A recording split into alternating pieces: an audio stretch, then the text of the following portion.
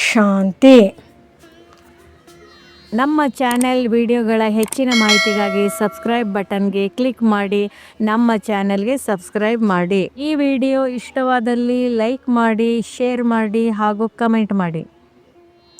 ಅವ್ಯಕ್ತ ಬಾಪ್ದಾದ ಅವರ ಮಹಾವಾಕ್ಯ, ಅಂತರ್ಮುಖತೆ ಮನಸ್ಸಿನ ಶುದ್ಧತೆ, ಸಾಕ್ಷಿ ಸ್ಥಿತಿ ಮತ್ತು ನಿಶ್ಚಯದ ಬಗ್ಗೆ ಬೆಳಕು ಚೆಲ್ಲುತ್ತಿದೆ.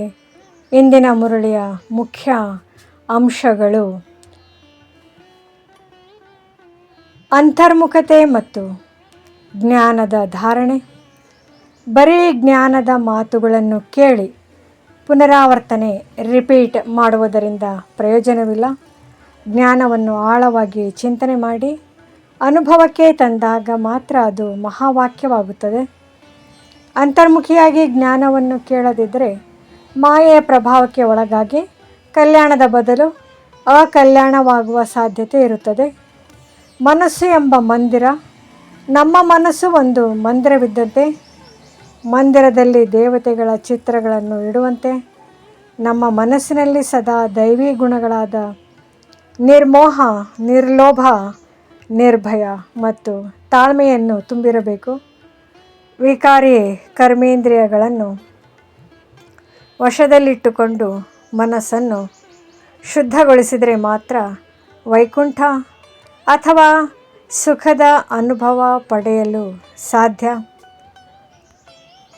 ಸೂಕ್ಷ್ಮ ಸೇವೆ, ವೈಬ್ರೇಷನ್ಸ್.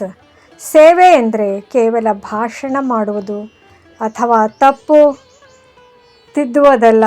ಇತರರಿಗೆ ನಿಮ್ಮ ಯೋಗದ ಶಕ್ತಿಯನ್ನು ತಲುಪಿಸಿ ಅವರ ಅಶುದ್ಧ ಸಂಕಲ್ಪಗಳನ್ನು ಭಸ್ಮ ಮಾಡುವುದು ಶ್ರೇಷ್ಠ ಸೇವೆಯಾಗಿದೆ.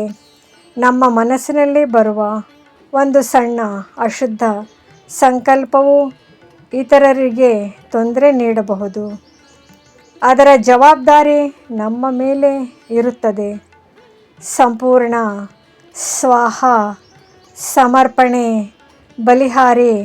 ಯಾವಾಗ ನಾವು ತನುಮನ ಧನವನ್ನು ಈಶ್ವರೀಯ ಯಜ್ಞಕ್ಕೆ ಅರ್ಪಿಸುತ್ತೇವೆಯೋ ಆ ಕ್ಷಣದಿಂದ ನಮ್ಮದು ಎಂಬ ಭಾವ ಇರಬಾರದು.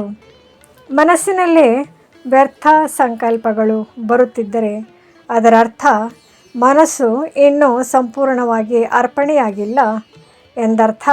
ಸಾಕ್ಷಿಯಾಗಿ ನಿಂತು ನಮ್ಮನ್ನು ನಾವು ಗಮನಿಸಿಕೊಳ್ಳಬೇಕು. ಸಾಕ್ಷಿ ಸ್ಥಿತಿ ಮತ್ತು ಡ್ರಾಮಾ.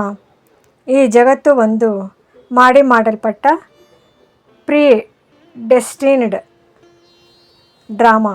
ಇಲ್ಲಿ ಪ್ರತಿಯೊಬ್ಬರೂ ತಮ್ಮ ಪಾತ್ರವನ್ನು ನಿರ್ವಹಿಸುತ್ತಿದ್ದಾರೆ. ಅನ್ಯಾಯ ಮಾಡುವವರು ತಮ್ಮ ಪಾತ್ರವನ್ನೇ ಮಾಡುತ್ತಿದ್ದಾರೆ ಎಂದು ತಿಳಿದು ಯಾರ ಮೇಲೂ ದ್ವೇಷ ಅಥವಾ ಸಂಶಯ ಪಡದೆ ಸಾಕ್ಷಿ ದೃಷ್ಟ ಆಗಿ ಹರ್ಷಿತ ಮುಖಿಯಾಗಿರುವುದೇ ಜ್ಞಾನದ ಪರಿಪಕ್ವ ಸ್ಥಿತಿ. Wait and C.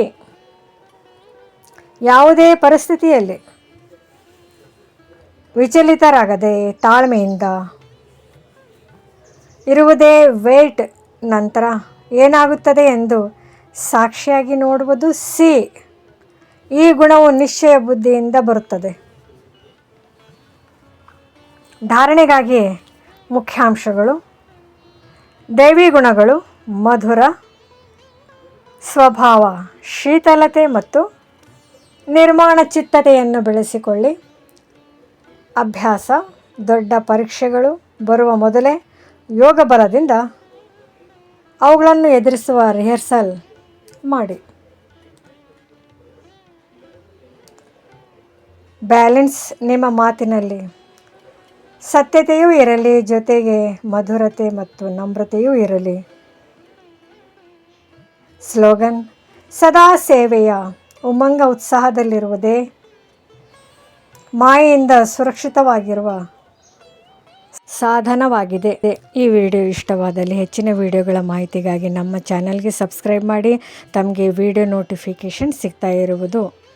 ಧನ್ಯವಾದಗಳು.